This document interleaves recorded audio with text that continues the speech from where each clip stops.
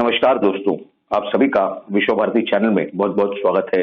दोस्तों, आज एनआई के विषय में काफी बड़ी जानकारियां प्राप्त हो रही है। अगर आपको याद होगा, पिछले 3 या 4 दिनों में भारत सरकार के गृह मंत्रालय ने आदेश निकाला था, एक आदेश जारी किया था एनआई को कि जो मोस्ट वांटेड टेररिस्ट माने जाते हैं भारत में, दाऊद इब्राहिम, उनके खिलाफ कार्रवाई करने के लिए, और उसी दिशा में काम करते हुए इस एनआईए ने एक एफआईआर रजिस्टर किया है यूएपीए एक्ट के तहत।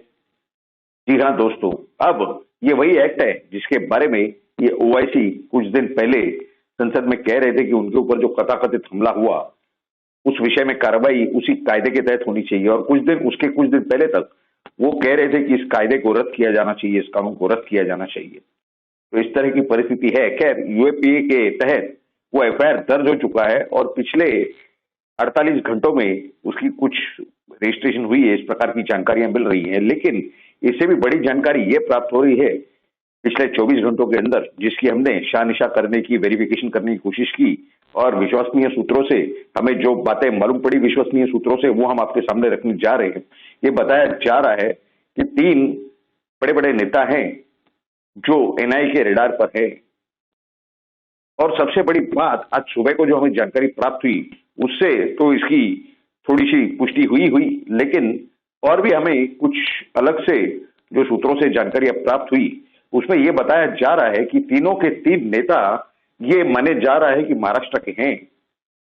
अब देखिए, महाराष्ट्र में 3 बड़े नेता अगर ये बताए जा रहे हैं तो ये कौन कौन होने की संभावना है, ये बहुत बड़ा विषय है। तो हमने इतनी सी जानकारी आने के बाद में हमने जो और उसके अंदर तहकीकात करने की, जानकारियां हासिल करने के प्रयत्न किए, तो हमें मालूम हुआ कि 1993 में 12 मार्च को जो बम ब्लास्ट हुए थे, जिसके विषय में उस समय के मुख्यमंत्री, तब के तत्कालीन मुख्यमंत्री शरद पवार थे, और उन्होंने क्या कहा था कि 12 नहीं 13 बम ब्लास्ट हुए हैं, जबकि उन्होंने एक जानबूझ के बढ़ा के बताया था। और जब कुछ मीडिया चैनल वालों ने उनसे कारण पूछा, उस विषय में एक वीडियो हमारे ऑलरेडी यूट्यूब चैनल पर है, आपको मिलेगा, उसमें हमने वो वीडियो क्लिप बताई है कि उसमें वो कह रहे हैं कि हमने जानबूझ के कहा था इस तरह से ताकि ये हिंदू और मुसलमानों के बीच में दंगे न हो जाए। हिंदू और मुसलमानों के बीच में दंगे तो 6 दिसंबर 1992 से हो रहे थे, 1992 6 दिसंबर से।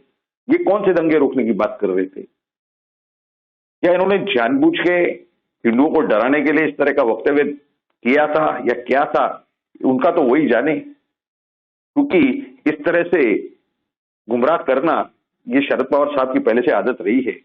वो करते कुछ है, बताते कुछ है, या फिर बताते कुछ है, करते कुछ और है।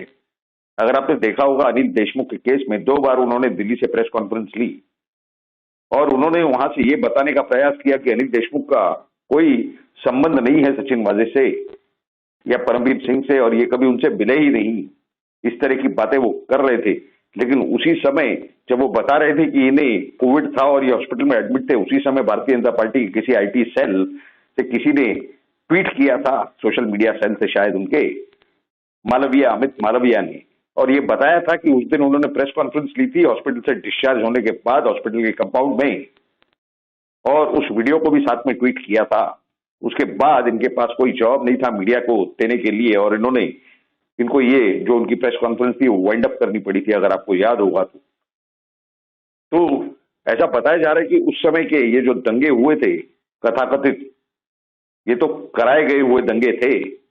लेकिन उस समय शरद पवार कांग्रेस में थे और वो मुख्यमंत्री थे, तो उसकी पूरी जो जांच बैठाई गई थी उसमें एक Vora commission, justice NN Vora, इन्होंने एक जांच की थी जिसकी जो रिपोर्ट थी, जो अहवाल था उसका, वो 93 से, यानी जब भी उन्होंने सबमिट किया, वो 93 का 94 में सबमिट किया हुआ, तो तब से लेके अब तक प्रलंबित रहा। वो संसद के सामने लाया ही नहीं गया और ना ही उसे पब्लिक किया गया। तो कुछ सूत्र ये बताते हैं कि उसमें जिनके ऊपर आरोप है दाऊद से संबंध होने का, उनमें से एक व्यक्ति का नाम होने की संभावना बताई जा रही है। यानी वोरा कमीशन में किसके किसके नाम है, ये तो थोड़ा बहुत लीक हुए हैं यहाँ वहां से उस रिपोर्ट की थोड़ी बहुत जानकारियां, लेकिन ये एक संभावना बताई जा रही है। दूसरी संभावना एक ये बताई जा रही है कि एक व्यक्ति है जिनके लैंड डील्स, रियल एस्टेट की डीलिंग बताई जा रही है दाऊद इब्राहिम या उनके गुर्गों के साथ में, और वो एक बहुत ही बड़े नेता हैं महाराष्ट्र में, और शायद इस जो मंत्रिमंडल अब मौजूद है उसके अंदर वो मंत्री हैं। इस तरह की जानकारियां प्राप्त हो रही हैं विश्वसनीय सूत्रों से। उनके नाम अभी तक सामने नहीं आ रहे।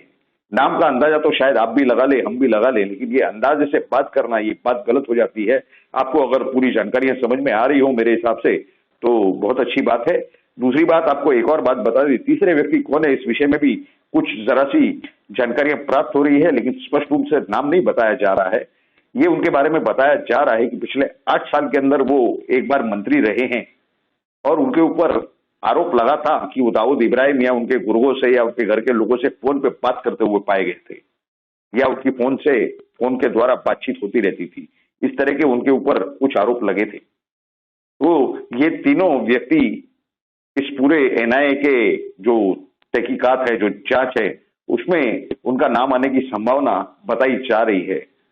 स्पष्ट रूप से जो जानकारियां हमारे सामने आएंगी वो तो हम आपके सामने जरूर रखेंगे, लेकिन ये जो एनआईए की जो जांच चल रही है, इसमें जो आदेश हुए हैं दाऊद इब्राहिम और उनके गुर्गों के खिलाफ कार्रवाई करने के, तो वो आने वाले कुछ ही दिनों में, हमें जो सूत्रों से जानकारियां प्राप्त हो रही है, आने वाले कुछ ही दिनों के अंदर ये इसके ऊपर बहुत बड़ी कार्रवाई होने जा रही है। इसके सिवा आपको हम एक और महत्वपूर्ण बात बता दें, आने वाले कुछ दिनों में हम भी कुछ इस तरह की जानकारी आपके सामने रखने जा रहे हैं जो कि बहुत ही ज्यादा महत्वपूर्ण है, बहुत ही कॉन्फिडेंशियल है। अभी तक पब्लिक डोमेन में उन्हें किसी ने बाहर नहीं निकाला, तो वो जानकारियां सही सही प्राप्त करने के लिए बहुत जरूरी है। मात्र राज्यों में चुनाव भी चल रहे हैं। आने वाले समय में महाराष्ट्र के अंदर 18 बड़े बड़े नगर पालिका, महानगर पालिका के चुनाव भी हैं।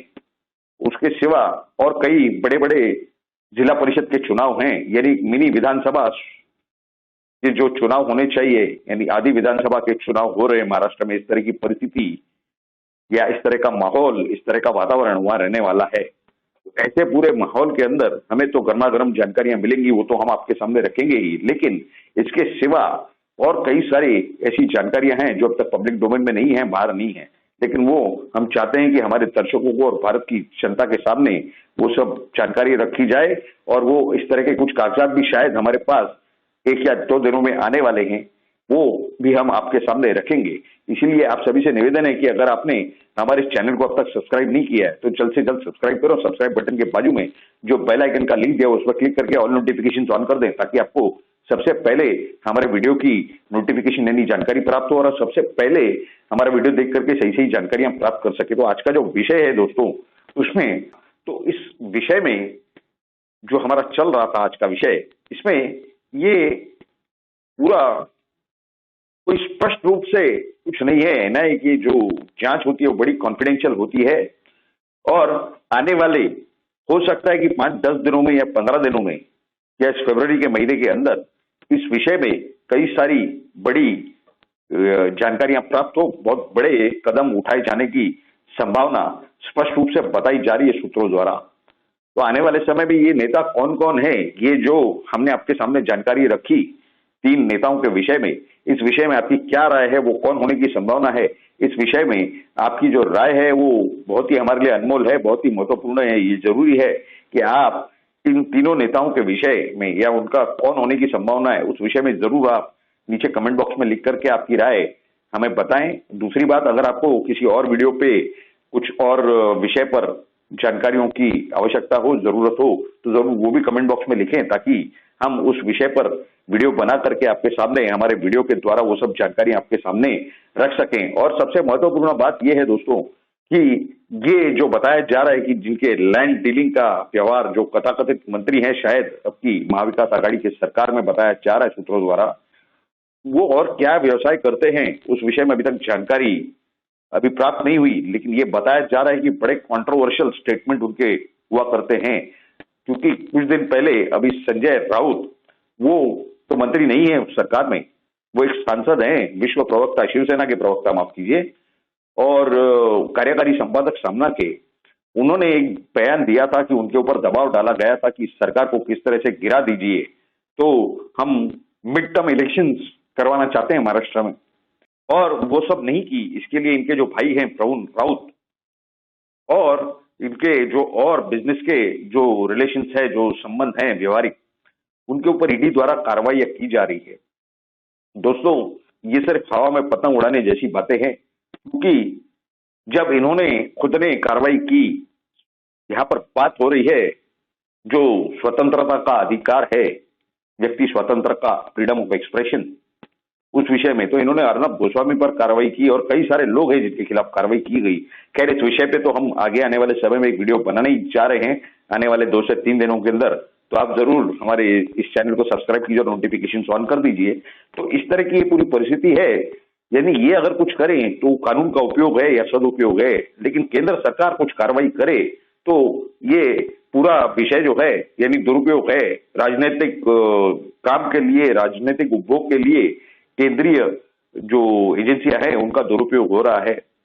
आपको क्या लगता है इस विषय में कि क्या ये केंद्रीय एजेंसियों का दुरुपयोग हो रहा है या फिर राज्य सरकार के एजेंसियों का दुरुपयोग हो रहा है या नहीं हो रहा है? आपकी जो भी राय है जरूर नीचे कमेंट बॉक्स में हमें लिख करके बताएं। तो आने वाले समय में अगले वीडियो में आपके साथ बहुत ही जल्द मुलाकात होगी। इस वीडियो के कंटेंट आपको कैसे लगे, आपकी राय क्या है, बहुत ही हमारे लिए अनमोल है और महत्वपूर्ण है, जरूर नीचे कमेंट बॉक्स में लिख करके बताएं। और अगर आपको ये पूरी जानकारी अच्छी लगी हो तो इसे ज्यादा से ज्यादा शेयर करें ताकि भारत के हर नागरिक तक ये जानकारियां पहुंच सके। जल्दी मिलेंगे अगले वीडियो में। आप सभी लोगों ने इस वीडियो को पूरा अंत तक देखा, इसके लिए आप सभी का बहुत बहुत धन्यवाद। भारत माता की जय। जय हिंद।